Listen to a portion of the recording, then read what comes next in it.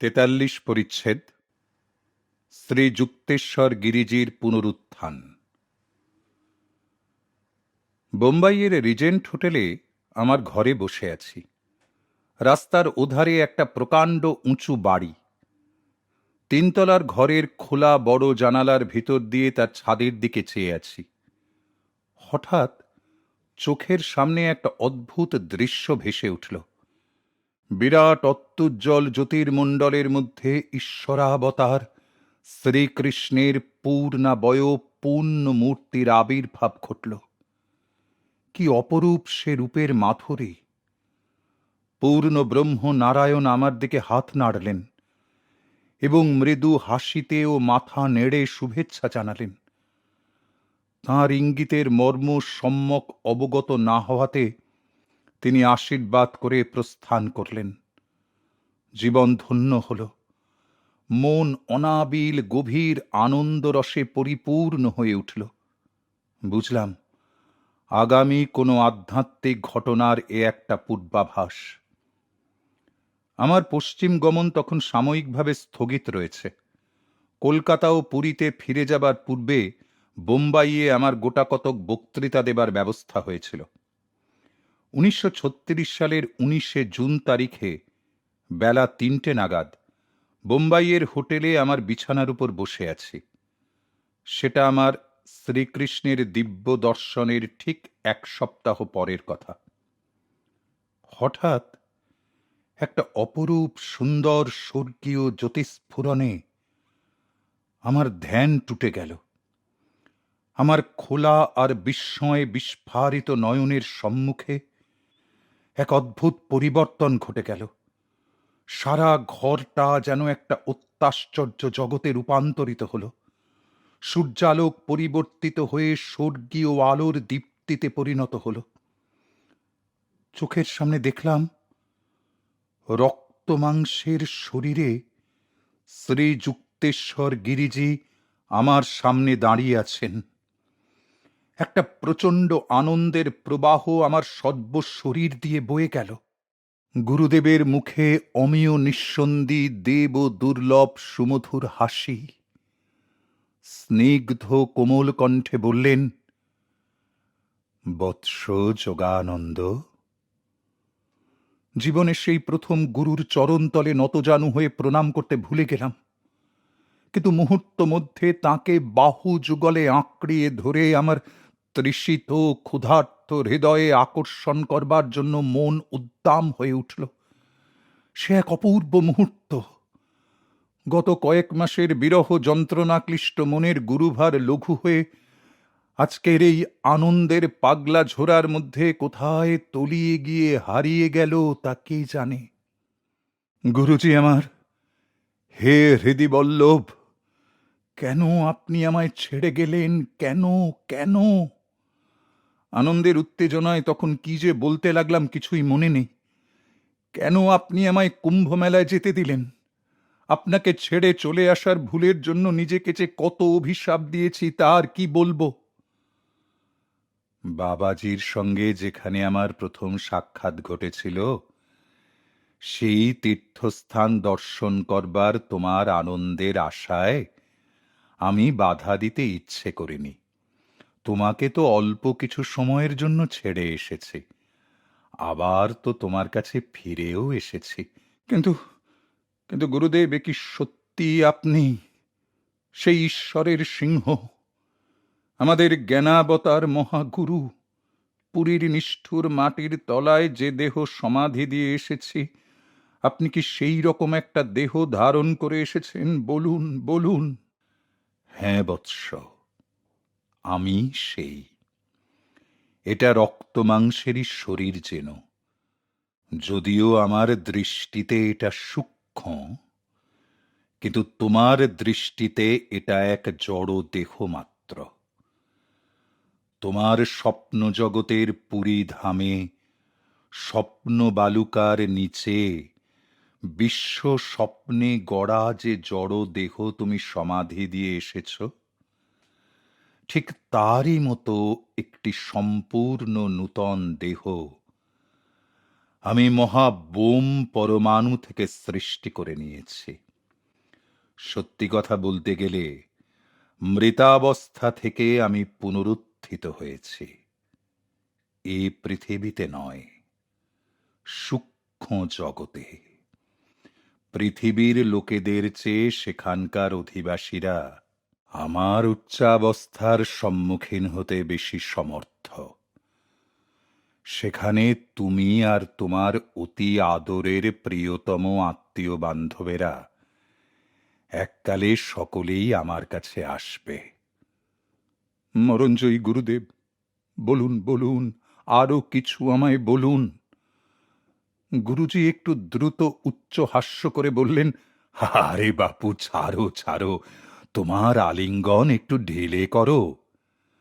অক্টোপাসের মতো আমার দৃঢ় বন্ধন সামান্য আলগা করে বললাম, আচ্ছা, কেবল একটুখানি। পূর্বে তাঁর পার্থিব শরীরের যেটা বৈশিষ্ট্য ছিল, ঠিক সেই একই রকম মৃদু সুরভির স্বাভাবিক গন্ধই টের পেলাম। যখন সেই আনন্দ উজ্জ্বল গৌরবময় পর মুহূর্তগুলির কথা মনে পড়ে, তখন তার সেই দিব্য শরীরের প্রাণ উন্মাদনাকারী স্পর্শ আজও আমার দুই বাহু ও করতলের মধ্যে অনুভব করি। শ্রীযুক্তেশ্বর গিরিজি বলতে লাগলেন, জড় জগতে মানুষের কর্মক্ষয়ে সাহায্য করতে যেমন মহাপুরুষেরা প্রেরিত হন, আমিও তেমনি এক সূক্ষ্ম জগতে মুক্তিদাতা রূপে কাজ করবার জন্যে ঈশ্বর কর্তৃক আদিষ্ট হয়েছে। আমি যেখানে এসেছি সে জায়গাটার নাম হচ্ছে হিরণ্যলোক। সেখানে উচ্চ স্তরের জীবদের তাঁদের সূক্ষ্ম জগতের কর্মফল থেকে মুক্ত হয়ে সূক্ষ্ম জগতে পুনর্জন্ম করা থেকে মুক্তি পাবার জন্যে আমি সাহায্য করছি। হিরণ্যলোকবাসীরা আধ্যাত্মিকতায় খুব উচ্চাবস্থা লাভ করেছেন। তাঁদের সকলেই শেষ পার্থিব জন্মে মৃত্যুকালে সমাধিমগ্ন হয়ে সজ্ঞানে দেহত্যাগ করবার ক্ষমতা ধ্যান বলে লাভ করেছেন।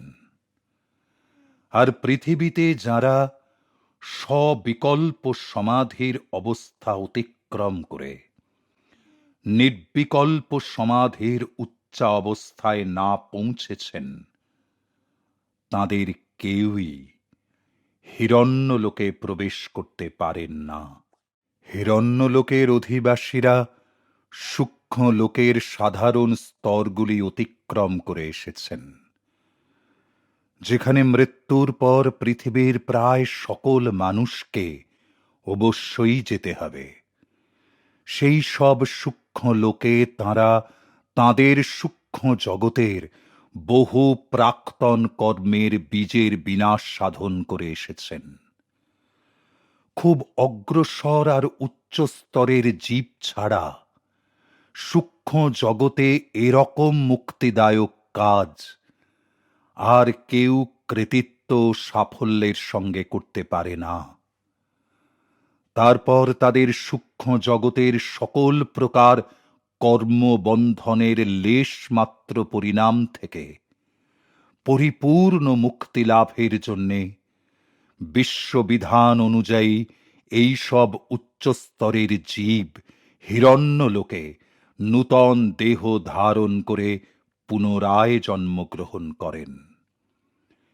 হিরণ্যলোক হচ্ছে সূক্ষ্ম লোকের সূর্য বা স্বর্গ, যেখানে তাদের সাহায্য করবার কাজে আমি উপস্থিত হয়েছি।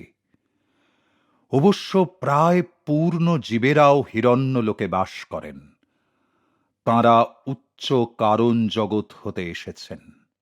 গুরুদেবের মনের সঙ্গে আমার মনের তখন এমন পরিপূর্ণ ঐক্য সংসাধিত হয়েছিল যে তিনি আংশিক বাক্যে আর আংশিক চিন্তা পরিচালনার দ্বারা আমার মনে একটি সম্পূর্ণ শব্দচিত্র অঙ্কিত করে দিচ্ছিলেন। তাই তার মূর্ত ভাব সকল আমি অতি শীঘ্রই গ্রহণ করতে সক্ষম হয়েছিলাম। গুরুদেব বলতে লাগলেন, তুমি তো শাস্ত্রে পড়েছ যে ঈশ্বর মানবাত্মাকে পর্যায়ক্রমে 3টি শরীরে আবদ্ধ করে রেখেছেন: ভাব অথবা কারণ শরীর, সূক্ষ্ম আতিবাহিক দেহ, মানবের মানসিক আর ভাব প্রকৃতির স্থান, আর এই পঞ্চভৌতিক জড় দেহ।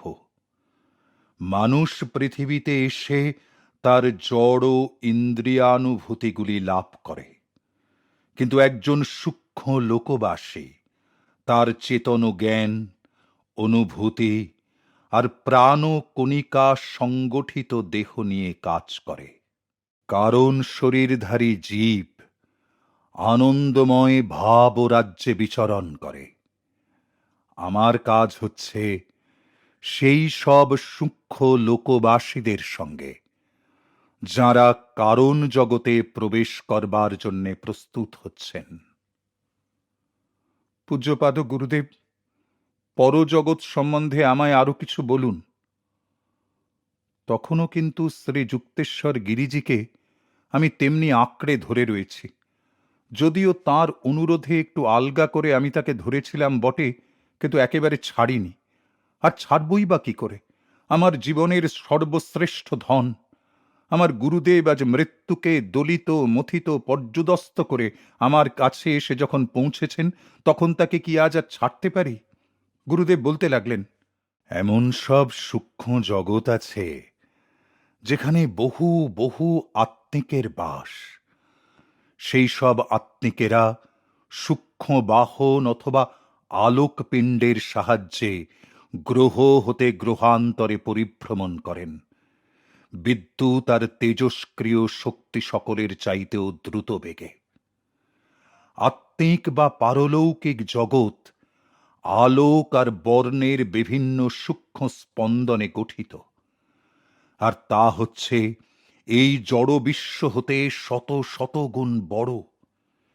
এই সমগ্র ভৌত জগৎ একটা ছোট্ট কঠিন ঝুড়ির মতো সূক্ষ্ম লোকের প্রকাণ্ড আলোর বেলুনের তলায় ঝুলছে। মহাশূন্যে যেমন আমাদের জড়জগতের বহু সূর্য চন্দ্র গ্রহ নক্ষত্ররা সব পরিভ্রমণ করে, তেমনি সূক্ষ্ম জগতেও অনেক নক্ষত্রপুঞ্জ আছে যা ভৌত চন্দ্র সূর্যের চেয়েও সুন্দর।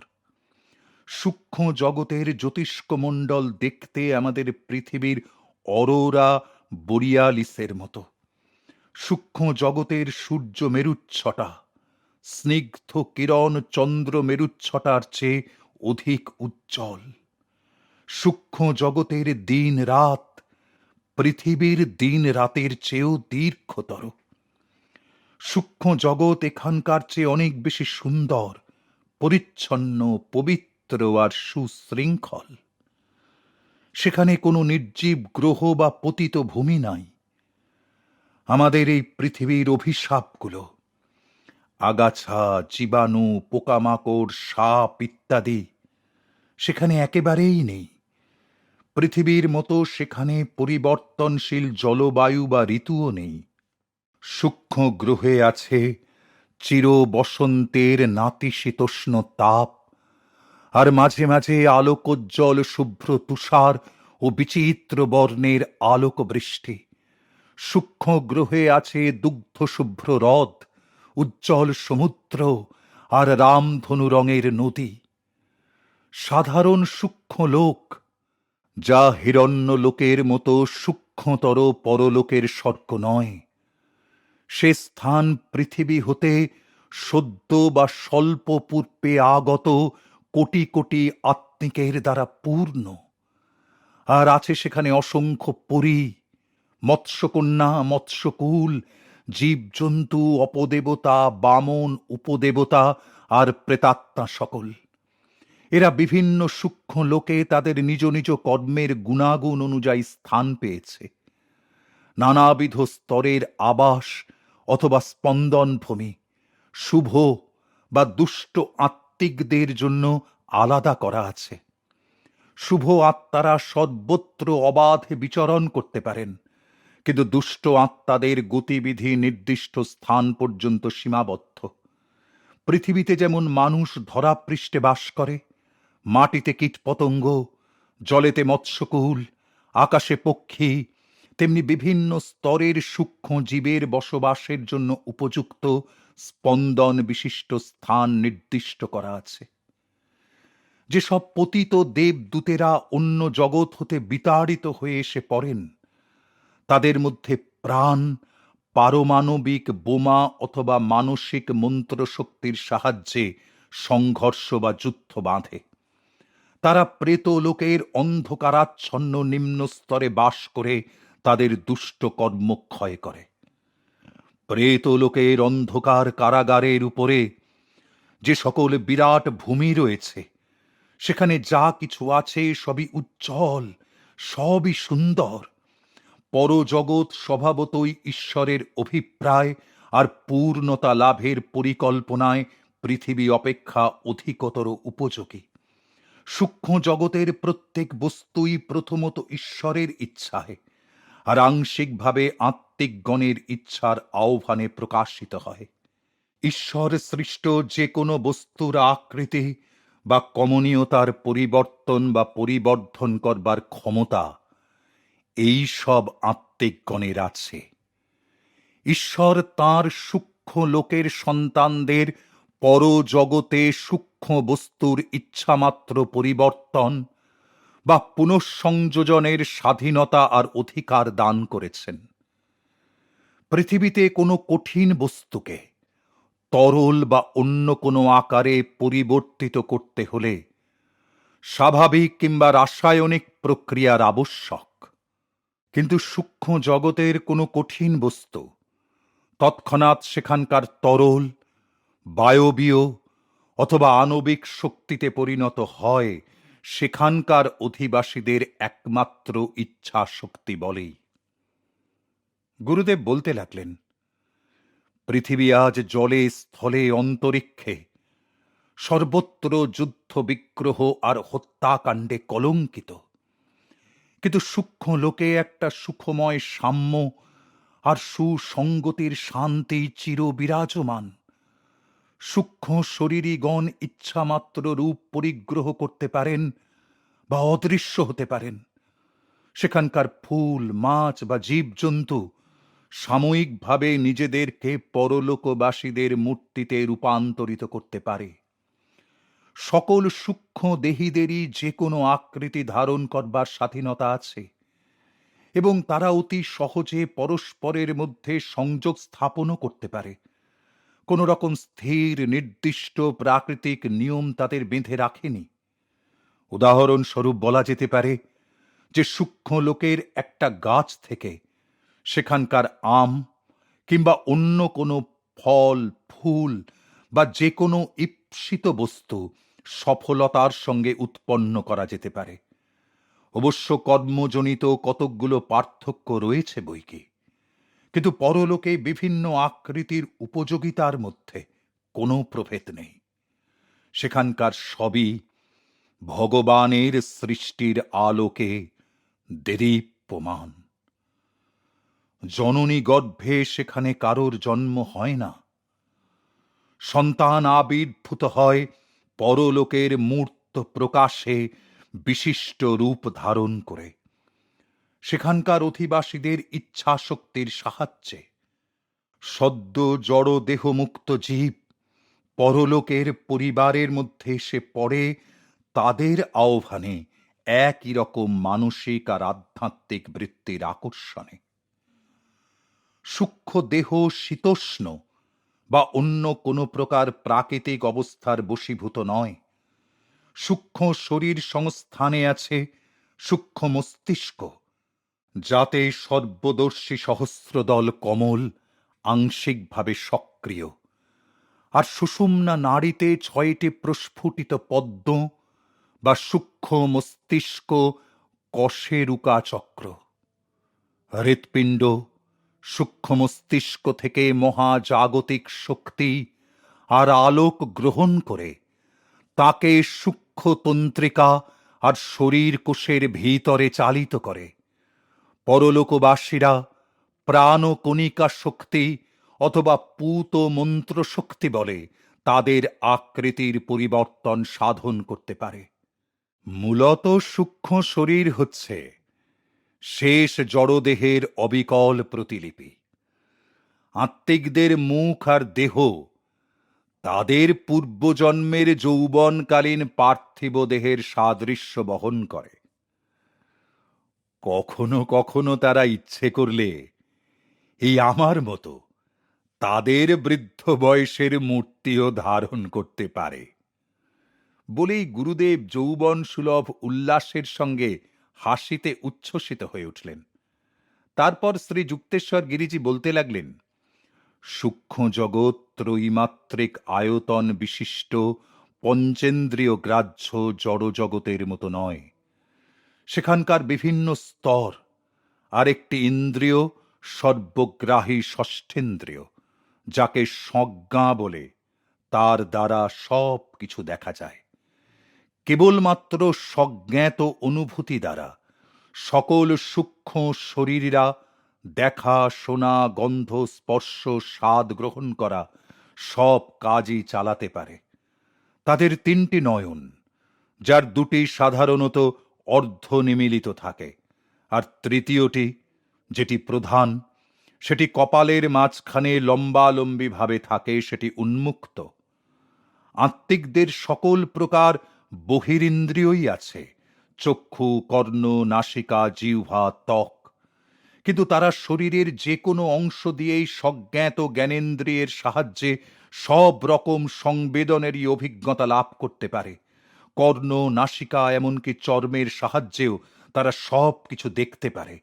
জিহ্বা বা চক্ষুর সাহায্যে তারা শ্রবণ করতে পারে, কিংবা কর্ণ বা ত্বকের সাহায্যে তারা আস্বাদ গ্রহণ করতে পারে। এমনি সব আর কি। মানুষের জড় দেহ অসংখ্য বিপদের সম্মুখীন, আর তা সহজেই আঘাতপ্রাপ্ত বা অঙ্গহীন হতে পারে। কিন্তু অতি সূক্ষ্ম আত্মিক দেহ কখনো কখনো হয়তো বা কেটে যেতে বা আঘাতপ্রাপ্ত হতে পারে, কিন্তু ইচ্ছামাত্র তা আবার সুস্থ হয়ে উঠতে পারে। গুরুদেব, পরলোকবাসীরা কি সবাই দেখতে সুন্দর? শ্রী যুক্তেশ্বর গিরিজি তাতে বললেন, সূক্ষ্ম জগতে সৌন্দর্য একটা আধ্যাত্মিক গুণ বলেই বিবেচিত। সেটা কোনো বাহ্যিক সৌষ্ঠব নয়। কাজে কাজেই পরলোকবাসীরা মুখের সৌন্দর্য বাড়ানোর দিকে বেশি নজর দেয় না। কিন্তু তাদের আর একটা বিশেষ ক্ষমতা আছে। তারা ইচ্ছামতো বর্ণোজ্জ্বল নব আত্মিক দেহ গঠন করে নিতে পারে। উৎসব উপলক্ষে পৃথিবীর মানুষেরা যেমন নূতন বসনভূষণে সজ্জিত হয়, আত্মিকেরাও তেমনি সেই রকম কোনো অনুষ্ঠান উপলক্ষে বিশেষ কোনো রূপ ধারণ করে নিজেদের সুসজ্জিত করবার সুযোগ লাভ করে। হিরণ্যলোকের মতো পরলোকের উচ্চতর সূক্ষ্ম লোকে পারলৌকিক আনন্দোৎসব শুরু হয় যখন কোনো জীব আধ্যাত্মিক উন্নতি বলে আত্মিক জগৎ হতে মুক্তি লাভ করে কারণ জগতের স্বর্গে প্রবেশ করবার জন্য প্রস্তুত হয়। এই উপলক্ষে আমাদের নয়নের অগোচর পরম পিতা পরমেশ্বর আর যেসব সাধু সন্তরা তাঁর কোলে আশ্রয় পেয়েছেন, তাঁরা তাঁদের ইচ্ছামতো রূপ ধারণ করে পারলৌকিক উৎসবে যোগদান করেন। তাঁর প্রিয় সন্তানকে সন্তুষ্ট করবার জন্যে ভগবান তাঁর যে কোনো ঈপ্সিত রূপ ধারণ করেন। শুদ্ধা ভক্তি নিয়ে সাধন করলে ভক্ত তাঁকে জগজ্জননী মূর্তিতে দর্শন পায়। যীশুখ্রিস্টের কাছে ভগবানের পিতৃভাবই অন্যান্য ভাবের চেয়ে বেশি আকর্ষণীয় ছিল। সৃষ্টিকর্তা তাঁর সৃষ্ট জীবদের প্রত্যেককে যে স্বাতন্ত্রতা, যে স্বাধীনতা দিয়েছেন, তাতে করে ভগবানের অনন্ত রূপের মধ্যে যত রকম সম্ভাব্য আর অসম্ভাব্য রূপদর্শনের তারা প্রার্থনা করে, ভক্তের সেই মনোবাঞ্ছা পূরণ করতে তাঁকেও সেই প্রকার রূপ ধারণ করে তাদের তৃপ্ত করতে হয়। গুরুদেব আর আমি দুজনেই একসঙ্গে হেসে উঠলাম। বাঁশির মতো মনোহর সুমধুর স্বরে শ্রী যুক্তেশ্বর গিরিজি আবার বলতে শুরু করলেন, পরলোকে পূর্ব পূর্ব জন্মের বন্ধুরা পরস্পর পরস্পরকে অতি সহজেই চিনতে পারে। দুঃখ আর মোহময় পার্থিব জীবনের অবসানকালে প্রেমের অবিনশ্বরতা সম্বন্ধে যে সন্দেহ উপস্থিত হয়, আবার তারা পরস্পরের সঙ্গে মিলিত হওয়ার সুযোগ পেয়ে আর অক্ষয় বন্ধুত্বের আনন্দ উপভোগ করে সেই প্রেমের অমরত্ব সহজেই উপলব্ধি করতে পারে। সূক্ষ্ম শরীরীদের সজ্ঞা অন্ধকার যবনিকা ভেদ করে পৃথিবীর মানুষের সমস্ত ক্রিয়াকলাপই দেখতে পায়। মানুষ কিন্তু পরলোকের কিছুই দেখতে পায় না, যতক্ষণ না তার ষষ্ঠেন্দ্রিয় অন্তত কিছুটাও উন্নতি লাভ করছে। অবশ্য এটাও সত্যি যে হাজার হাজার পৃথিবীবাসী অন্তত ক্ষণিকের জন্যেও পরলোক বা সেখানকার অধিবাসীদের দেখা পেয়েছে। হিরণ্যলোকের উন্নত আত্মিকেরা পরলোকের দীর্ঘ রাত্রি বা দিবস নির্বিকল্প সমাধির পরম আনন্দময় জাগ্রত অবস্থায় যাপন করে, আর তাদের কাজ হচ্ছে বিশ্ব পরিচালন ব্যাপারে জটিল সমস্যার সমাধান ও পৃথ্বীবদ্ধ আত্মা সংসারবদ্ধ জীবের মুক্তি সাধনে সাহায্য করা। হিরণ্যলোকের অধিবাসীরা যখন নিদ্রা যায়, তখন মাঝে মাঝে তাদের স্বপ্নের মতো আত্মিক দর্শন লাভ হয়। কিন্তু তাহলে কি হয়? পরলোকের সকল স্তরের অধিবাসীরা তবুও মানসিক দুঃখ কষ্ট যন্ত্রণা ভোগের অধীন থাকে।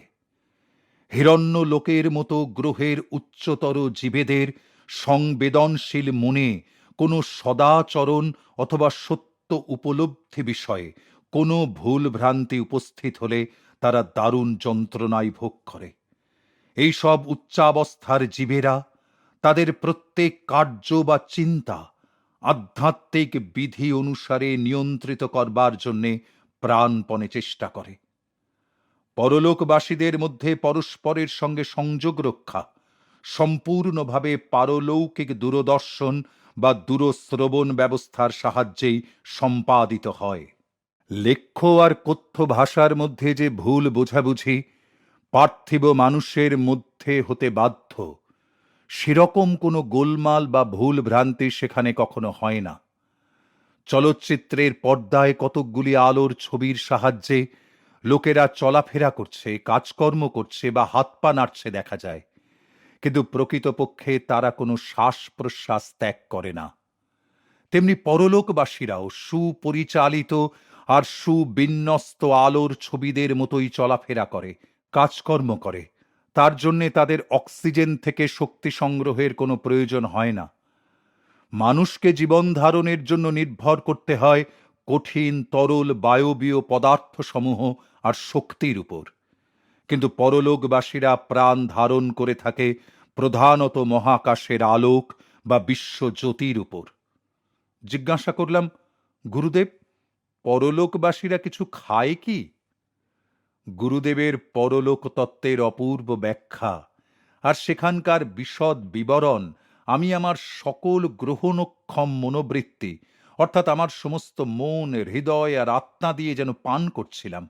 সত্যের অতীন্দ্রিয় অনুভূতি শাশ্বত, ধ্রুব এবং অপরিবর্তনীয়, কিন্তু ক্ষণস্থায়ী ইন্দ্রিয় অনুভূতি আর মনের মধ্যে তার যে প্রভাব, তা সাময়িক বা আপেক্ষিকভাবে সত্য বলে বোধ হওয়া ছাড়া আর বেশি কিছু নয়। আর স্মৃতির মধ্যে তাদের স্পষ্টতা অতি শীঘ্রই ম্লান হয়ে যায়। গুরুদেবের কথাগুলি আমার মানসপটে এমন গভীরভাবে মুদ্রিত হয়ে গিয়েছে যে আমার মনকে যে কোনো সময়ে অতি মানুষ চৈতন্যে উপনীত করে আমি সেই দিব্য অভিজ্ঞতা পুনরুজ্জীবিত করতে পারি। আমি তখন জিজ্ঞাসা করেছিলাম, গুরুদেব, পরলোকবাসীরা কিছু খায় কি? তা শুনে তিনি বললেন, আত্মিক ভূমিতে উজ্জ্বল আলোক রশ্মির মতো প্রচুর তরিতরকারি জন্মায়। পরলোকবাসীরা এইসব তরিতরকারি আহার করে আর পরলোকের নদী, স্রোতস্বিনী আর উজ্জ্বল আলোকের উৎস হতে প্রবাহিত অমৃতপম সুমধুর ধারা পান করে। পৃথিবীতে যেমন অদৃশ্য লোকেদের মূর্তি সকল ইথার তরঙ্গের মধ্য থেকে টেলিভিশন অর্থাৎ দূরদর্শন যন্ত্র সাহায্যে ধরে দৃষ্টিগোচর করা যায়, আবার পরে তাকে মহাশূন্যে মিলিয়ে দিতে পারা যায়, সেই রকম ঈশ্বর সৃষ্ট ইথরে ভাসমান শাকসবজি বৃক্ষলতাদের অদৃশ্য পারলৌকিক রেখাচিত্রাঙ্কন সেখানকার গ্রহের অধিবাসীদের আদেশ মাত্রই উৎপন্ন করা যায়। ওই রকম একই উপায়ে এইসব আত্মিকদের উদ্দাম কল্পনা অনুযায়ী বিরাট উদ্যান সকলকে রূপায়িত করে পরে আবার ইথারের অদৃশ্যতার মধ্যে বিলীন করে দেওয়াও যায়। যদিও হিরণ্যলোকের মতো স্বর্গলোকবাসীদের পান ভোজনের কোনো কিছুরই দরকার হয় না, তেমনি কারণ জগতের প্রায় পূর্ণ মুক্ত বন্ধনহীন আত্মাদের আরও উচ্চস্তরের জীবন পরমানন্দের অমীয় ধারা পান ছাড়া আর কিছুরই দরকার করে না। পৃথিবী হতে মুক্ত আত্মা এখানে সে পৃথিবীতে তার নানা জন্মের পরিচিত পিতা মাতা ভাই ভগ্নী স্বামী স্ত্রী পুত্র পরিবার প্রভৃতি অসংখ্য আত্মীয় পরিজন বন্ধু বান্ধবাদি প্রিয়জন সমূহের সাক্ষাৎ পায়। সময়ে সময়ে পরলোক রাজ্যে নানা অংশে এসে তারা দেখা দেয়। তাতে করে সে বেচারা বড় মুশকিলেই পড়ে যায়। কারণ কাকে সে যে বেশি করে ভালোবাসবে তা ঠিক করে উঠতে পারে না। কাজেই তাকে এইভাবে সবাইকে ঈশ্বরের সন্তান আর তাঁর ব্যক্তিগত মূর্ত প্রকাশ বলে মনে করে সকলের প্রতি সমানভাবে দিব্য প্রেম বিতরণ করতে শিক্ষা করতে হয়। যদি বা কোনো প্রিয়জনের বাহ্যিক আকৃতির পরিবর্তন ঘটে, অল্প বিস্তর তাদের পূর্বজন্মের কোনো নূতন গুণের উন্নতির ফলে, তবুও পরলোকবাসী তার সহজ ও নির্ভুল সজ্ঞার সাহায্যে অন্য গ্রহে বা স্তরে এককালে যারা তার অতিশয় প্রিয় ছিল তাদের তৎক্ষণাৎ চিনতে পেরে নতুন পরলোকের গৃহে তাদের অভ্যর্থনা করে নিয়ে আসে। সৃষ্টির প্রতিটি অণু পরমাণুর মধ্যে অষ্টবিধা প্রকৃতির ভাবগত বৈশিষ্ট্য চির বর্তমান থাকাতে কোনো আত্মিক বন্ধুকে অতি সহজেই চেনা যায়, তা সে যেরকমই রূপ ধারণ করুক না কেন। কিরকম জানো? অভিনেতার সাজসজ্জা বা ছদ্মবেশ যত ভালোই হোক না কেন, তার আসল রূপ একটু খুঁটিয়ে দেখলেই ধরা পড়ে যায়, তেমনি আর কি। পরলোকে প্রবিষ্ট জীবের স্বাভাবিক আয়ুষ্কাল পৃথিবী অপেক্ষা অধিকতর দীর্ঘ। কতকগুলি অপেক্ষাকৃত উন্নত জীবের সূক্ষ্ম দেহ ধারণের গড়পড়তা সময় হচ্ছে 500 থেকে 1000 বৎসর পৃথিবীর সময়ের পরিমাপে। যেমন আমেরিকার সিকুয়া বা রেডউড গাছ অন্যান্য গাছেদের চেয়ে শত শত বৎসর বেশি বাঁচে, অথবা যেমন অধিকাংশ লোকের 60 বৎসরের আগে মৃত্যু ঘটলেও অনেক যোগী কয়েক শত বৎসর ধরে বাঁচেন, তেমনি বিশিষ্ট জীবেরা পরলোকে সাধারণ অবস্থান সময় থেকে অধিক কাল বসবাস করেন। সূক্ষ্ম লোকে আগত আত্মিকরা কতটা সময় সেখানে থাকবেন সেটা তাদের পার্থিব জীবনের কর্মফল অনুযায়ী নির্ধারিত হয়। তারপর আবার তারা সময় অন্তে মর্তলোকে ফিরে আসেন। পরলোকবাসীদের আর একটা সুবিধা হচ্ছে এই যে তাদের জ্যোতির্ময় দেহ ত্যাগ করবার সময় মরণের সঙ্গে আর ক্লেশকর যুদ্ধ করতে হয় না। কিন্তু তাহলে কি হয়? তবুও তাদের মধ্যে অনেকেই পারলৌকিক দেহ ত্যাগ করে সূক্ষ্মতর কারণ শরীর ধারণ করবার চিন্তায় একটু ভীত হয়ে পড়ে বই কি। পরলোক কিন্তু অনভিপ্সিত মৃত্যু, জরা বা ব্যাধি থেকে মুক্ত। এই তিনটি ভয়ই হচ্ছে পৃথিবীর অভিশাপ, যেখানে মানুষের আত্মজ্ঞান তার নশ্বর জড় দেহের সঙ্গে প্রায় সম্পূর্ণভাবেই জড়িয়ে গিয়ে দেহটাকেই তার একমাত্র অস্তিত্ব বলে কল্পনা করে, আর তার সেই ক্ষণভঙ্গুর দেহটার অস্তিত্ব আদৌ বজায় রাখতে গিয়ে তাকে সর্বদাই বায়ু, আহার, নিদ্রা প্রভৃতি থেকে সাহায্য গ্রহণ করতে হয়। জড়দেহের মৃত্যু হলে শ্বাস লোপ পেয়ে শরীর কোষগুলি বিশ্লিষ্ট হয়ে পড়ে, আর সূক্ষ্ম দেহের মৃত্যু ঘটলে তার প্রাণ কণিকাগুলির বিক্ষেপণ ঘটে। প্রাণশক্তির প্রকাশ এই কণিকা সমূহ হতেই সূক্ষ্ম দেহীদের প্রাণ সংগঠিত। জড়দেহের মৃত্যুতে জীব তার অস্থিমাংসের দেহজ্ঞান হারিয়ে পরলোকের সূক্ষ্ম দেহের বিষয় অবগত হয়। যথাকালে পরজগতে সূক্ষ্ম দেহের মৃত্যুর আস্বাদন লাভ করে জীব এই প্রকারে পরলোকের জন্ম ও মৃত্যুর অভিজ্ঞতা থেকে ফিরে গিয়ে আবার জড়জন্ম ও মৃত্যুর জ্ঞান লাভ করে। এই রকম পরলোক আর পার্থিব জন্ম মৃত্যুর আবর্তন চক্র সকল অজ্ঞানী লোকেদের অপরিহার্য বিধিলিপি।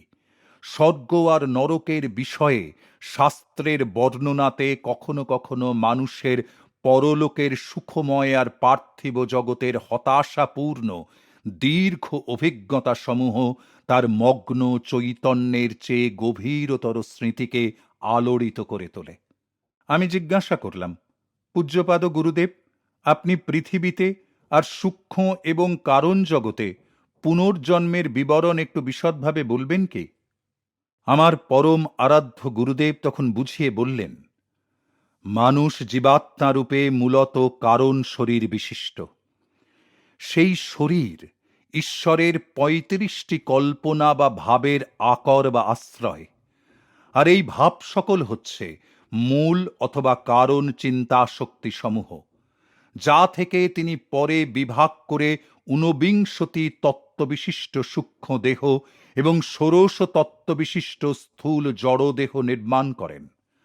সূক্ষ্ম দেহীদের ঊনবিংশতি তত্ত্ব সকল হচ্ছে মনোময়, ভাবময় আর প্রাণময়। এই ১৯টি উপাদান হচ্ছে বুদ্ধি, অহংকার, সংবেদন, মন অর্থাৎ ইন্দ্রিয় জ্ঞান, চক্ষু, কর্ণ, নাসিকা, জিহ্বার, ত্বক। এদের জ্ঞানের সূক্ষ্ম প্রতিকল্প হচ্ছে পঞ্চ জ্ঞানেন্দ্রিয়: প্রজনন, নিঃসারণ, বাক্যালাপ, ভ্রমণ এবং হস্ত সম্পাদ্য ক্রিয়া সাধনের মানস প্রতিরূপ হচ্ছে পঞ্চ কর্মেন্দ্রিয়। আর হচ্ছে পঞ্চ প্রাণবায়ু: প্রাণ, অপান, সমান, উদান, ব্যান। এরা শরীরের মধ্যে কেলাস গঠন, দেহ সাৎকরণ, নিঃসারণ, পুষ্টিগ্রহণ এবং সঞ্চালন ক্রিয়া সকলের শক্তি বিশিষ্ট। ১৬টি স্থূল রাসায়নিক মূল উপাদানে গঠিত জড় দেহের মৃত্যুর পরও ঊনবিংশতি তত্ত্বের এই সূক্ষ্ম অবয়ব বর্তমান থাকে। ঈশ্বর তাঁর বিভিন্ন পরিকল্পনা স্বয়ং চিন্তা দ্বারা সৃজন করে স্বপ্নে তা প্রক্ষেপিত করেছেন। বিশ্ব স্বপ্নের মায়া সুন্দরী এইভাবে আপেক্ষিকতাবাদের সংখ্যাতীত অলঙ্কারে ভূষিতা হয়ে নির্গতা হলেন। কারণ শরীরের ৩৫টি ভাব পর্যায়ের মধ্যে ভগবান মানুষের ১৯টি সূক্ষ্ম আর ১৬টি জড় প্রতিরূপের সকল বৈষম্যের উৎকর্ষ সাধন করেছেন। স্পন্দন শক্তিকে ঘনীভূত করে প্রথমে সূক্ষ্ম ও পরে জড়রূপে তিনি মানুষের সূক্ষ্ম শরীর এবং তার জড় দেহ তৈরি করলেন অপেক্ষবাদের নিয়ম অনুসারে, যাতে করে আদি কৈবল্য ভাব বহু জটিল বৈচিত্র্যে প্রকাশিত হয়েছে। যেমন কারণ জগৎ আর কারণ শরীর সূক্ষ্ম জগৎ আর সূক্ষ্ম দেহ থেকে স্বতন্ত্র, তেমনি এই জড় জগৎ আর স্থূল দেহ সৃষ্টির নানা রূপ থেকে স্বভাবতই স্বতন্ত্র। জড় দেহ হচ্ছে সৃষ্টিকর্তার স্বপ্নের নির্দিষ্ট বস্তুরূপ। পৃথিবীতে দ্বৈত ভাব চিরবিদ্যমান, স্বাস্থ্য আর ব্যাধি, সুখ দুঃখ, লাভ ক্ষতি। মানুষ দেখে যে ত্রিমাত্রিক জড়রূপই তার সীমা আর প্রতিবন্ধক। ব্যাধি বা অন্য কোনো কারণে মানুষের বাঁচার অভিপ্রায় যখন গুরুতরভাবে বিপর্যস্ত হয়, তখনই তার মৃত্যু আসে। তার আত্মার অস্থিমাংসের স্থূল আবরণ তখন সাময়িকভাবে পরিত্যক্ত হয়। তখনও আত্মা কিন্তু সূক্ষ্ম ও কারণ শরীরে আবদ্ধ থাকে। আর যে সংহতি শক্তি বলে এই তিনটি অবয়ব একত্র সংলগ্ন থাকে, সেটা হচ্ছে বাসনা বা কামনা। এই অতৃপ্ত কামনা বা বাসনার সক্রিয় চালিকা শক্তিই হচ্ছে মানুষের সর্ববিধ বন্ধন বা দাসত্বের মূল। অহংকার আর ইন্দ্রিয় সুখই পার্থিব বাসনা বা কামনার মূল। ইন্দ্রিয় অনুভূতির তাড়না বা প্রলোভন সূক্ষ্ম শরীরের আসক্তি বা কারণ অবস্থার অনুভূতি সংশ্লিষ্ট বাসনা শক্তির চেয়েও প্রবল। সূক্ষ্ম জগতের কামনা বাসনা সকল স্পন্দন ভাবের উপভোগেই কেন্দ্রীভূত হয়ে থাকে। সূক্ষ্ম জগতের জীবেরা মহাবোমের বিশ্বসঙ্গীত বা প্রণবধ্বনি শ্রবণ করে, আর সকল সৃষ্টি যে পরিবর্তনশীল আলোর অফুরন্ত প্রকাশ, সেই দৃশ্য দেখে তার আনন্দে উল্লসিত হয়। সূক্ষ্ম দেহীরা আবার আলোর গন্ধ, স্বাদ আর স্পর্শও পায়। এই রূপে সূক্ষ্ম জগতের কামনা বাসনা সকল সূক্ষ্ম শরীরের সকল বস্তু আর জ্ঞানকে আলোর রূপে অথবা প্রগাঢ় চিন্তা বা স্বপ্নে পরিণত করার শক্তির সঙ্গে সংশ্লিষ্ট। কারণ জগতের যাবতীয় কামনা বাসনা কেবল অনুভূতি বা প্রত্যক্ষ জ্ঞানের দ্বারাই পূর্ণ হয়। প্রায় মুক্ত জীবেরা, যারা কেবল কারণ দেহে আবদ্ধ থাকে, তারাই সারা বিশ্বটাকে ভগবানের স্বপ্নভাবের মূর্ত প্রকাশ বলেই দেখতে পায়। কেবলমাত্র চিন্তার দ্বারাই তারা যে কোনো জিনিসের রূপ দান করতে পারে, আর সেই জন্যই কারণ শরীরীরা পার্থিব অনুভূতি কিংবা সূক্ষ্ম জগতের আনন্দকেও তাদের আত্মার সূক্ষ্মতর বোধ শক্তির পক্ষে নিতান্ত স্থূল আর শ্বাসরোধী বলে মনে করে। কারণ শরীরীরা বাসনার তৎক্ষণাৎ রূপদান মারফত তাদের ক্ষয় করে। যারা কেবলমাত্র কারণ জগতের সূক্ষ্মাতি সূক্ষ্ম অবয়বে আবদ্ধ, তাঁরা এমনকি সৃষ্টিকর্তারই মতো বিশ্ব রচনা করতে পারেন। সকল সৃষ্টি যখন বিশ্ব স্বপ্নজালে তৈরি, তখন অতি সূক্ষ্ম কারণ শরীরে আবদ্ধ আত্মারও শক্তির বিরাট ভাবের প্রত্যক্ষ উপলব্ধি হয়। আত্মা স্বভাবত একেবারে অদৃশ্য বলে কেবল এর শরীর বা অবয়বগুলির দ্বারাই একে চিনতে পারা যায়। শুধুমাত্র কোনো শরীর দেখলেই বোঝা যায় যে এর অস্তিত্ব অতৃপ্ত বাসনার ফলেই সৃষ্টি হয়েছে। যতদিন পর্যন্ত মানুষের আত্মা অবিদ্যা ও বাসনার ছিপি দ্বারা একটি, দুটি বা তিনটি দেহাধারের মধ্যে দৃঢ়ভাবে আবদ্ধ থাকে, ততদিন পর্যন্ত সে সচ্চিদানন্দ সাগরে মিশে যেতে পারে না। মৃত্যুর কঠিন আঘাতে যখন তার স্থূল জড় দেহ বা আধার চূর্ণ হয়, অপর দুটো আবরণ সূক্ষ্ম আর কারণ তখনও সর্বব্যাপী প্রাণ সাগরে আত্মার সজ্ঞান প্রবেশ করার পক্ষে প্রতিবন্ধক হয়ে থাকে। জ্ঞানের সাহায্যে যখন বাসনা শূন্য হতে পারা যায়, তখন তার সেই জ্ঞান শক্তি বাকি দুটো আধারকে একেবারে চূর্ণ করে ফেলে। অবশেষে সেই ক্ষুদ্র মানবাত্মা মুক্ত হয়ে বেরিয়ে পড়ে অনাদি অনন্ত বিস্তৃতি নিয়ে পরমাত্মার সঙ্গে লীন হয়ে যায়। গুরুদেবকে তখন আমি উচ্চ আর রহস্যময় কারণ জগৎ সম্বন্ধে আরও কিঞ্চিত আলোকপাত করবার জন্যে অনুরোধ করাতে তিনি বললেন, কারণ জগৎ এত সূক্ষ্ম যে তা বর্ণনা করা যায় না। তা বুঝতে গেলে জীবের এমন বিরাট একাগ্র শক্তি থাকা দরকার যে সে চোখ বন্ধ করে এই সূক্ষ্ম জগৎ আর এই বিরাট জড় বিশ্ব যেন একটা আলোর বেলুনের সঙ্গে একটা কঠিন ঝুড়ি, তা কেবল ভাবরূপেই আছে বলে দেখতে পায়। যদি কেউ এই অতি মানবিক গভীর একাগ্রতা বলে তাদের সব কিছু বৈচিত্র্য সমেত এই দুটি বিশ্বকে কেবলমাত্র ভাবরূপে পরিণত বা পর্যবসিত করতে কৃতকার্য হয়, তাহলে সে কারণ জগতে পৌঁছে মনোজগৎ আর জড়জগতের সীমারেখায় উপস্থিত হতে পারে। সেখানে গিয়ে তার এই প্রত্যক্ষ জ্ঞান লাভ হয় যে সকল সৃষ্ট বস্তু, কঠিন তরল বায়বীয় পদার্থ, বিদ্যুৎ শক্তি, সকল প্রাণী, দেবতা, মানুষ, জীব জন্তু, বৃক্ষ লতাদি, বীজাণু জ্ঞানেরই সব এক একটা রূপ। যেমন মানুষ চক্ষু বুঝেও অনুভব করে যে সে আছে, সে বর্তমান, তার অস্তিত্ব সে বেশ অনুভব করছে, যদিও তার জড় দৃষ্টির সামনে তার দেহ অদৃশ্যই হয়ে থাকে, সেটা কেবল ভাব রূপেই বর্তমান। মানুষ যা কল্পনায় করে, কারণ শরীরই বাস্তবভাবে তা সম্পন্ন করতে পারে। অতি বিরাট আর প্রচণ্ড কল্পনা প্রবণ মানব বুদ্ধি কেবল মনের ভিতরেই এক চিন্তার শেষ সীমা থেকে অপর এক চিন্তার শেষ সীমায় উপনীত হতে পারে। মনে মনেই সে গ্রহ হতে গ্রহান্তরে পরিভ্রমণ করতে পারে, অনন্তর অতল গভীর গহ্বরের সীমাহীন তলদেশে যেতে পারে, অথবা রকেটের মতো তারকা খচিত নীল নভদেশে অতি বেগে ঊর্ধ্বে পাড়ি দিতে পারে, কিংবা ছায়া পথে অথবা নক্ষত্রপুঞ্জ শোভিত মহাবোমে সে সন্ধানী আলোর মতো দীপ্তির চমক প্রকাশ করে চলতে পারে। কিন্তু কারণ জগতের জীবেদের এর চেয়েও বেশি স্বাধীনতা আছে। তারা বিনা আয়াসে নিজেদের চিন্তাকে তৎক্ষণাৎ বস্তুর রূপদান করতে পারে। তাতে কোনরূপ জড় বা সূক্ষ্ম প্রতিবন্ধক বা কর্মের সীমাবদ্ধতা কোনো প্রকার বাধা দিতে পারে না।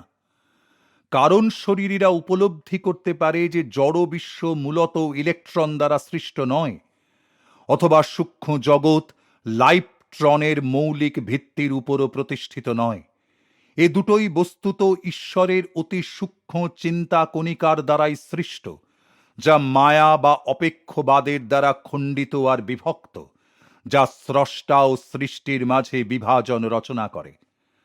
কারণ জগতে আত্মারা পরস্পর পরস্পরকে সেই আনন্দময় পরমাত্মার বেষ্টিগত প্রকাশ বলেই জানে। তাদের চিন্তা বিষয় সকলেই কেবল সেই বস্তু যা তাদের চারধার ঘিরে থাকে। কারণ শরীরীরা তাদের দেহ আর চিন্তার মধ্যে যে পার্থক্য, তা কেবল ভাবরূপেই দেখতে পায়। যেমন মানুষ চোখ বুজে অতি উজ্জ্বল সাদা আলো কিংবা ক্ষীণ নীল আলোর আভাস দেখতে পায়, কারণ শরীরীরাও তেমনি কেবলমাত্র চিন্তার দ্বারাই শব্দ, স্পর্শ, রূপ, রস, গন্ধ সবই অনুভব করতে পারে। বিশ্ব মানস শক্তির দ্বারা তারা যে কোনো জিনিসের সৃষ্টি বা বিলোপ সাধন করতে পারে।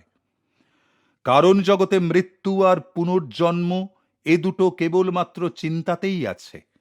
কারণ শরীরীরা একমাত্র চির নূতন জ্ঞানানন্দের সুধাই পান করে। তারা শান্তির নির্ঝরিণী থেকে পান করে দৈব অনুভূতির চরণ চিহ্নহীন ভূমির উপর ভ্রমণ করে আর পরমানন্দের অসীম সাগরে সন্তরণ করে বেড়ায়। আহা, ওই দেখো তাদের উজ্জ্বল চিন্তা শরীর সব, ঈশ্বর সৃষ্ট কোটি কোটি গ্রহ উপগ্রহ, নবজাত বিশ্ব ব্রহ্মাণ্ড সকল, অসীম নীলাকাশের বুকে ভাসমান সুবর্ণ নিহারিকার অপার্থিব আলোক স্বপ্ন, এসবের মধ্যে দিয়ে বিদ্যুৎ গতিতে অতিক্রম করে চলেছে।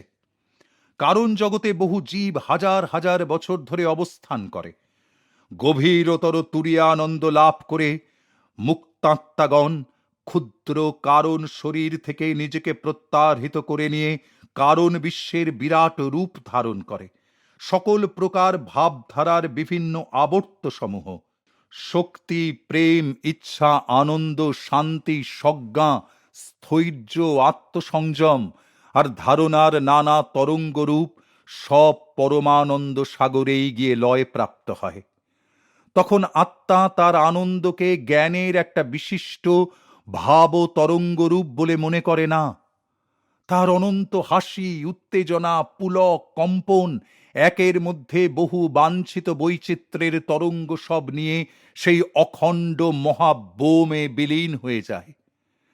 যখন কোনো আত্মা প্রজাপতির মতো এই তিনটি অবয়বের গুটি ভেদ করে বেরিয়ে আসে, তখন সে চিরতরে অপেক্ষবাদ থেকে মুক্ত হয়ে অনির্বচনীয় শাশ্বত স্থিতি লাভ করে। সেই সর্বব্যাপিত্বের প্রজাপতিকে লক্ষ্য করো, দেখো তার পক্ষদ্বয়ে চন্দ্র, সূর্য, গ্রহ, তারা ঝলমল করছে। আত্মা পরমাত্মায় বিস্তার লাভ করে আলোকহীন আলো, তমিস্রাহীন অন্ধকার, চিন্তাহীন চিন্তার রাজ্যে ঈশ্বরের বিশ্ব সৃষ্টির স্বপ্নের পরমানন্দে মত্ত হয়ে একলাই থাকে। সভয়ে বিস্ময়ে বলে উঠলাম, মুক্ত আত্মা?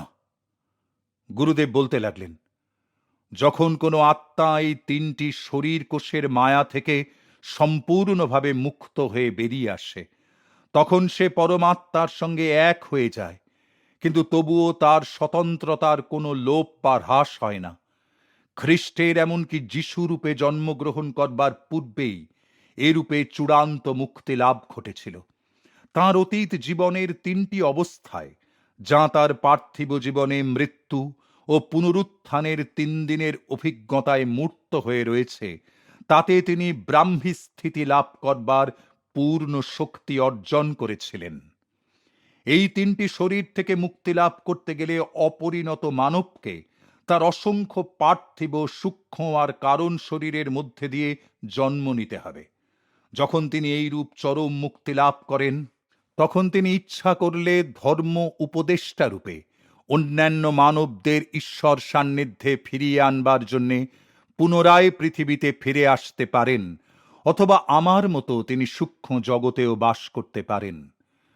সেখানে কোনো পরিত্রাতা সেখানকার অধিবাসীদের কিছু কর্মফল গ্রহণ করে এই রূপে সূক্ষ্ম জগতে তাদের বারংবার যাতায়াতের অবসান ঘটিয়ে কারণ জগতে চিরতরে বাস করার জন্য তাদের সাহায্য করেন, অথবা কোনো মুক্তাত্মা কারণ জগতে প্রবেশ করে সেখানকার অধিবাসীদের কারণ শরীরে অবস্থানকাল সংক্ষেপিত করে তাদের কৈবল্য প্রাপ্তিতে সাহায্য করেন। অমর দেবতা, যে কর্মফলের প্রভাবে আত্মারা এই তিনটি জগতে ফিরে আসতে বাধ্য হয় তার বিষয়ে আরও কিছু বলুন, শুনতে বড় ইচ্ছে করছে। মনে হলো আমার সর্বদর্শী গুরুদেবের কথা চিরকাল ধরেই আমি শুনে যেতে পারি। তার পার্থিব জীবনে আমি তার কাছ থেকে একদিনে এত সব জ্ঞানের বিষয় কখনো আত্মভূত করতে পারিনি। আজ এই প্রথম জীবন মৃত্যুর গভীর রহস্যময় অন্তঃপ্রদেশে সুস্পষ্ট আর প্রকৃত অন্তর্দৃষ্টি লাভ করছি। গুরুদেব পুলকোচ্ছল স্বরে ব্যাখ্যা শুরু করে দিলেন। সূক্ষ্ম জগতে নিরন্তর বসবাস করতে হলে মানুষকে অতি অবশ্য পার্থিব সব কর্মফল বা বাসনা সম্পূর্ণরূপে ক্ষয় করে ফেলতে হবে। সূক্ষ্ম জগতে দুরকমের জীব বাস করে, চিরস্থায়ী বাসিন্দা আর স্বল্পকালীন বাসিন্দা, যাদের পার্থিব কর্মক্ষয় করা তখনও বাকি, আর সেই জন্যে তাদের কর্মের ঋণ পরিশোধ করবার জন্যে জড় পার্থিব দেহে পুনরায় তাদেরকে বাস করতেই হবে। তাই জড়দেহের অবসানে তারা সূক্ষ্ম জগতে এলে তাদের চিরস্থায়ী বাসিন্দা অপেক্ষা দুদিনের অতিথি বলাই যায়। যাদের পার্থিব কর্মক্ষয় হয়নি সেই সব জীবেদের সূক্ষ্ম জগতে মৃত্যু ঘটলেও বিশ্ব পরিকল্পনার উচ্চতর কারণ স্তরে তারা প্রবেশ লাভ করতে পারে না। তারা কেবল জড় আর সূক্ষ্ম জগতে যাতায়াত করে পর্যায়ক্রমে ষোড়শ জড় তত্ত্ববিশিষ্ট স্থূল দেহ আর ঊনবিংশতি সূক্ষ্ম তত্ত্ববিশিষ্ট আতিবাহিক দেহ সম্বন্ধে জ্ঞান লাভ করে। উপরন্তু প্রত্যেক জড় দেহ নাশের পর পৃথিবীর অপরিণত জীব অধিকাংশ কালই মরণ নিদ্রার ঘোর অজ্ঞান অন্ধকারে আচ্ছন্ন থাকে, আর মনোরম সূক্ষ্ম জগতের বিষয়ে তার কদাচিৎ জ্ঞান লাভ ঘটে। সূক্ষ্ম জগতে কিছুকাল বিশ্রামের পর এরূপ মানবাত্মা আবার জড়জগতে ফিরে আসে আরও শিক্ষা, আরও সাধনার জন্যে, আর বারবার যাতায়াতের ফলে ক্রমশ সে সূক্ষ্ম স্তরের জগতে থাকতে নিজেকে অভ্যস্ত করে তোলে। উপরন্তু সূক্ষ্ম জগতের সাধারণ অথবা বহুদিনের বাসিন্দারা, যারা সকল রকম জড় বাসনা হতে চিরতরে মুক্ত হয়ে গেছে, তাদের আর কখনো পার্থিব জড়ভূমিতে ফিরে আসবার প্রয়োজন হয় না। এই সব জীবীদের কেবলমাত্র সূক্ষ্ম আর কারণ জগতের কর্ম সকল ক্ষয় করতে হয়। সূক্ষ্ম জগতে তাদের মৃত্যু ঘটলে তারা অপরিসীম সুন্দরতর আর সূক্ষ্মতর কারণ জগতে প্রবেশ করে। বিশ্ববিধানে নির্দিষ্ট সময় অন্তে কারণ শরীরের ভাবরূপ পরিত্যাগ করে এইসব উচ্চতর অবস্থাপ্রাপ্ত জীবেরা হিরণ্যলোক অথবা সেই রকম কোনো উচ্চ সূক্ষ্ম জগতে প্রবেশ করে সূক্ষ্ম নব কলেবরে পুনর্জাত হয়ে তাদের সূক্ষ্ম জগতের বাকি কর্ম সব ক্ষয় করে। শ্রী যুক্তেশ্বর গিরিজি বলতে লাগলেন, বৎস, এখন তুমি আরো বেশি করে বুঝতে পারবে যে আমি বিধির বিধানেই মৃত্যুর পর পুনর্জীবন লাভ করেছি। কেন জানো? পৃথিবী থেকে যেসব আত্মা সূক্ষ্ম জগতে এসে প্রবেশ করছে, তাদের চেয়ে বিশেষভাবে কারণ জগৎ থেকে যেসব আত্মা সূক্ষ্ম জগতে নেমে এসে পুনরায় জন্মগ্রহণ করছে, তাদের মুক্তি সাধনের সহায়তার জন্য। পৃথিবী থেকে যারা আসছে তাদের যদি বিন্দুমাত্র জড় জগতের কর্ম বাকি থাকে, তাহলে তারা আর হিরণ্য লোকের মতো অতি উচ্চ লোকে কখনো আরোহণ করতে পারে না।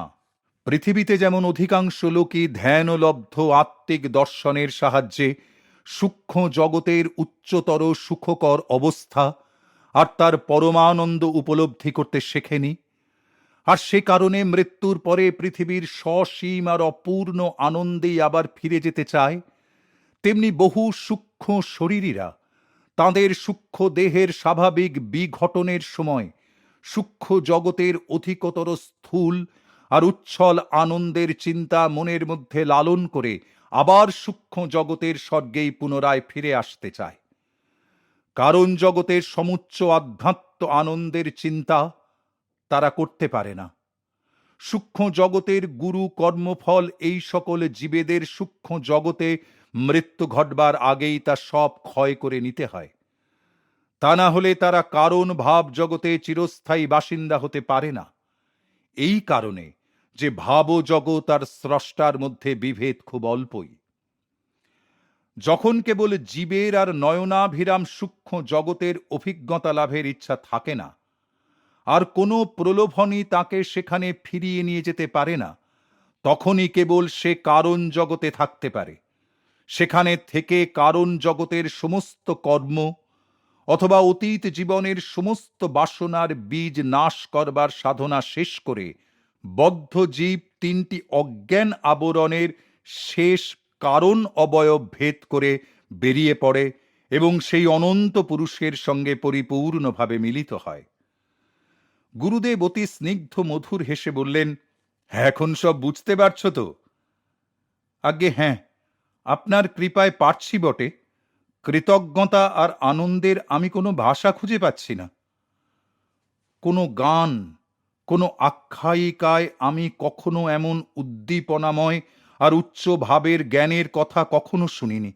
শাস্ত্রে যদিও এইসব কারণ এবং সূক্ষ্ম জগৎ আর মানুষের এই তিনটি অবয়বের উল্লেখ আছে, তথাপি আমার এই পুনরুত্থিত গুরুদেবের এরকম অপূর্ব মৌলিকতার সঙ্গে তুলনায় তাদের ব্যাখ্যা কতই না অনধিগম্য, অসংলগ্ন বা অর্থহীন বলে মনে হয়।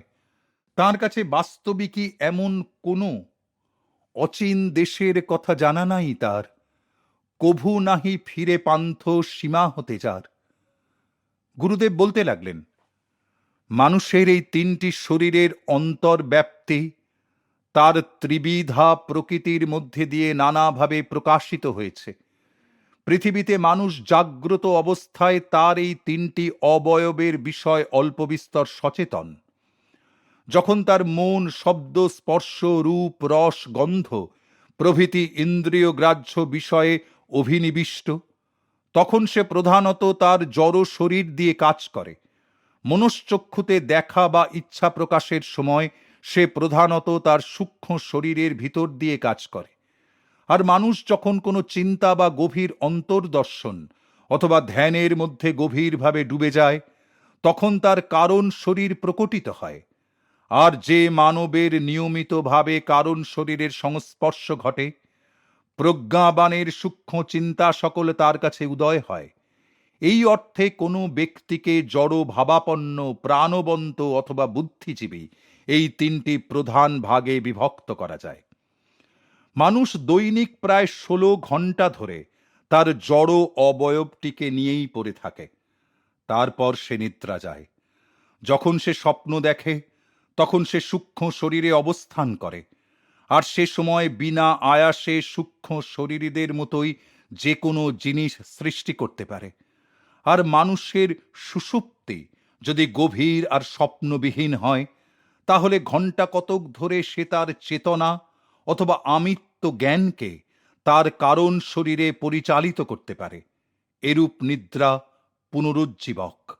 যে স্বপ্নদ্রষ্টা, সে কারণ শরীরে নয়, সূক্ষ্ম শরীরের সংস্পর্শে আসে, কিন্তু তার নিদ্রা পরিপূর্ণভাবে শ্রান্তি অপনোদনকারী হয় না।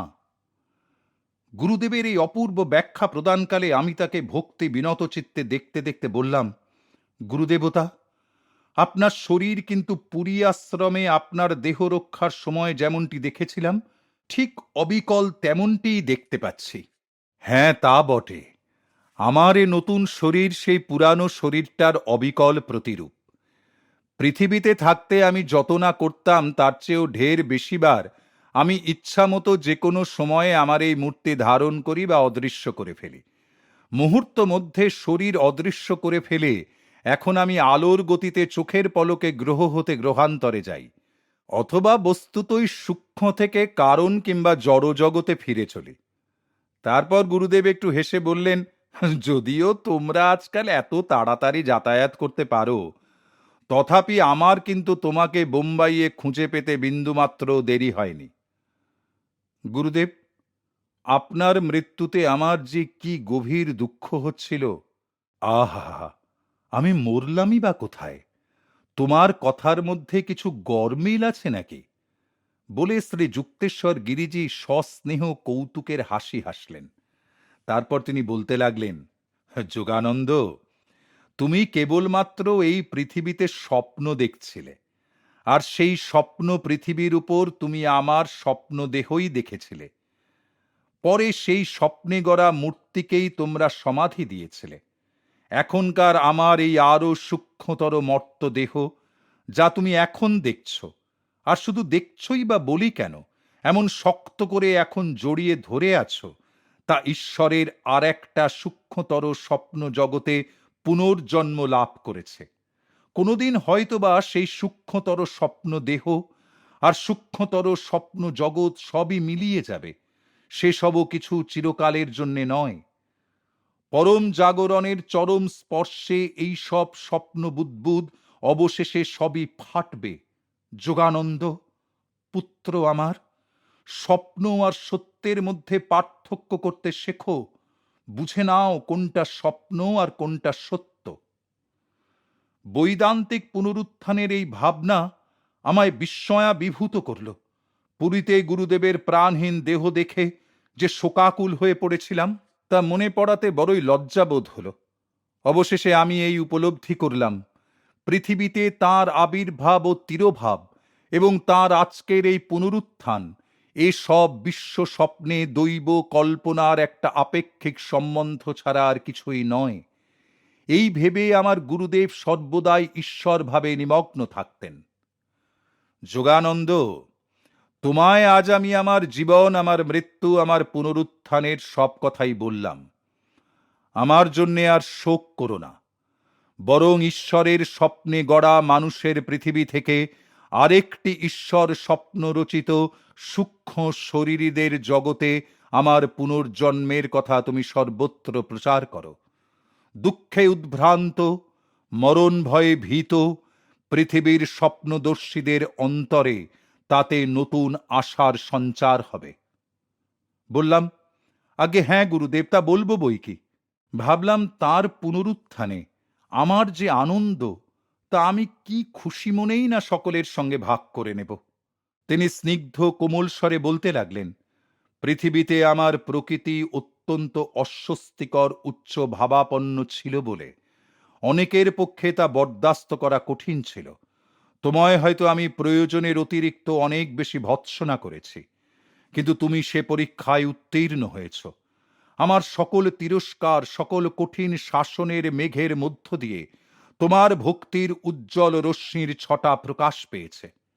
তারপর কোমল স্বরে বলতে লাগলেন, আজ আমি তোমায় বলতে এসেছি যে আর তুমি সে কঠিন তিরস্কারের রুদ্র দৃষ্টি আমার কাছে দেখতে পাবে না। আর তোমায় আমি কখনো তিরস্কার করব না। হায় রে, আমার পরম দয়াল গুরুদেবের সেই সস্নেহ তিরস্কারকে হারিয়ে আজ আমার মন কি দারুণ বিষাদে আচ্ছন্ন। তারা যে সব চলার পথের অন্ধকারে এক একটি দেবদূতের মতো আমায় রক্ষা করে আমায় সাবধানে পথ দেখিয়ে নিয়ে চলত। পরমারাধ্য গুরুদেব, আমায় হাজারবার বকুন, এখনই আপনি আমায় ভর্ৎসনা করে আবার আগেকার মতো আমায় শাসন করুন। না যোগানন্দ, আর তোমায় আমি কখনো বকব না। তাঁর স্বর্গীয় কণ্ঠস্বর এখন গম্ভীর, অন্তঃসলীলা ফল্গুর মতো তাতে হাসির গুপ্ত ধারা প্রবাহিত। ঈশ্বরের মায়া স্বপ্নে আমাদের এই দুটো মূর্তি যতদিন আলাদা হয়ে থাকবে, ততদিন আমরা দুজনেই একসঙ্গে আনন্দের হাসি হাসব। শেষে আমরা দুজনে এক হয়ে গিয়ে সেই পরমাত্মায় মিশে যাব। আমাদের হাসি হবে তাঁরই হাসি। আমাদের দুজনের মিলিত আনন্দ সঙ্গীত ঈশ্বরীয়ভাবে ভাবিত আত্মাদের কাছে ধ্বনিত হবে অনন্তকাল ধরে।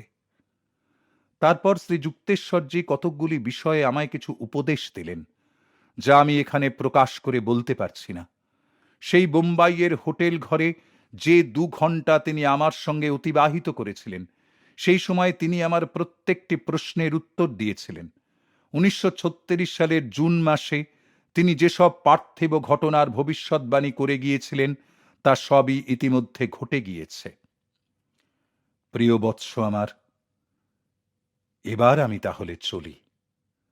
শ্রী যুক্তেশ্বর গিরিজি কথাগুলি বলার সঙ্গে সঙ্গেই টের পেলাম যে আমার দৃঢ় সংবদ্ধ আলিঙ্গনের মধ্যে থেকে তাঁর দিব্য দেহ যেন বিগলিত হয়ে মহাশূন্যে মিলিয়ে যাচ্ছে।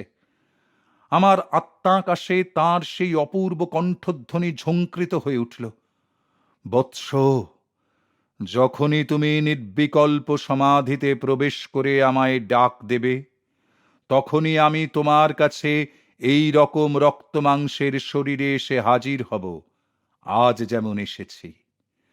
তাঁর এই দিব্য প্রতিশ্রুতি দানের সঙ্গে সঙ্গে শ্রী যুক্তেশ্বর গিরিজি আমার দৃষ্টির গোচর থেকে অদৃশ্য হয়ে গেলেন। মধুর সঙ্গীতের মূর্ছনায় তাঁর কণ্ঠস্বর মেঘমন্ত্রধ্বনিতে ঝঙ্কৃত হয়ে উঠল।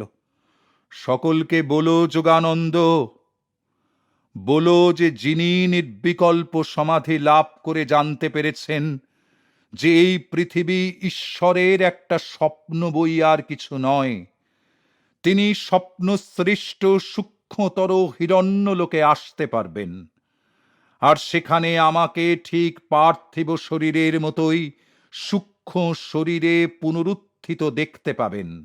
যোগানন্দ, বলো সকলকে কথা। আজ আমার বিচ্ছেদের যাবতীয় বেদনা দূর হল। তার মৃত্যুর জন্য বেদনা আর শোক, যা এতদিন ধরে আমার সকল শান্তি হরণ করে আসছিল, তার যেন লজ্জায় কোথায় মুখ লুকালো। আত্মার নব উন্মুক্ত অনন্ত রন্ধ্রপথে পরমানন্দের অমৃতধারা এক বিরাট উৎস হতে সহস্র ধারে উৎসারিত হয়ে প্রবেশ করতে লাগল। বহু দিনের অব্যবহৃত রন্ধ্রমুখ আজ পূর্ণ আনন্দের এক প্রবল বন্যা তাড়নে উদার উন্মুক্ত হল। অন্তর পবিত্রতায় ভরে গিয়ে পূর্ণ বিকশিত হয়ে উঠল। আমার অতীত জন্মগুলি চলচ্চিত্রের মতো একে একে আমার অন্তশ্চক্ষুর সামনে ভেসে উঠল।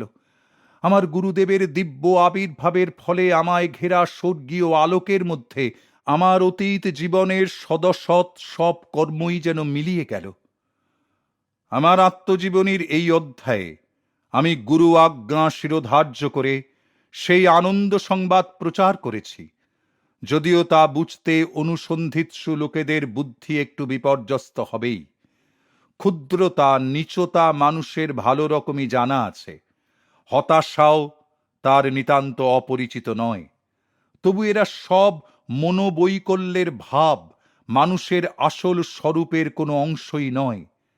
যেদিন সে মনে দৃঢ় সংকল্প গ্রহণ করবে, সেই দিন থেকেই সে মুক্তির পথে পা বাড়াবে।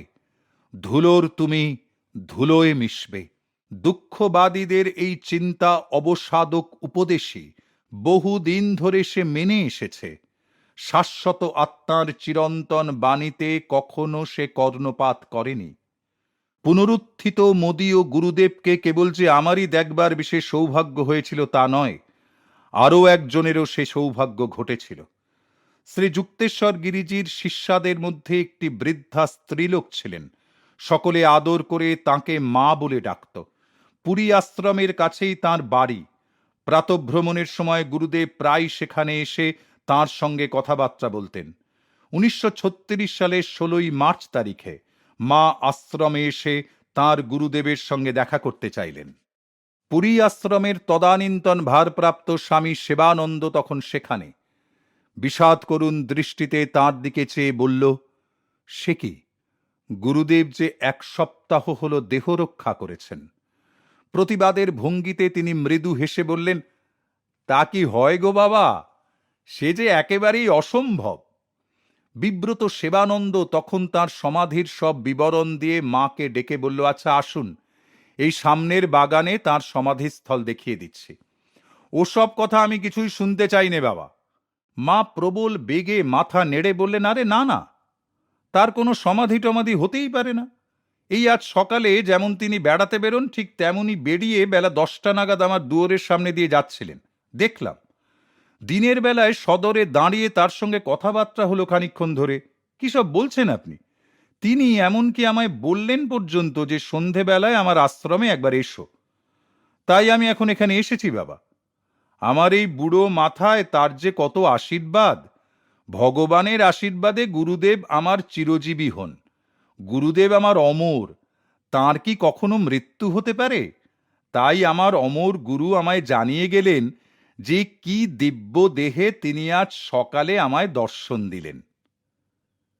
বিস্ময়ে হতবাক সেবানন্দ তাঁর সামনে নতজানু হয়ে বলল, মা, আমার মন থেকে যে কি গুরু শোকের পাষাণ ভার আজ আপনি তুলে নিলেন, তার কি বলবো। ঠিকই তো, তাঁর তিরোভাব তো কখনো ঘটেনি। তাই তিনি পুনরুত্থিত হয়ে আবার দেখা দিয়ে গেলেন।